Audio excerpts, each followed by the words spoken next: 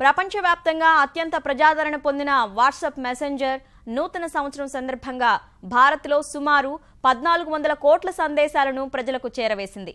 పండుగ వేళల్లో సందేశాలు పంపించుకునేందుకు టెలికాం ఆపరేటర్లు సాధారణ రేట్లను వర్తింపజేస్తుండటంతో తమ వారికి శుభాకాంక్షలు తెలుపుకోవడానికి ప్రజలు ఎక్కువగా వాట్సాప్కు ఆకర్షితులవుతున్నట్లు సంస్థ వెల్లడించింది.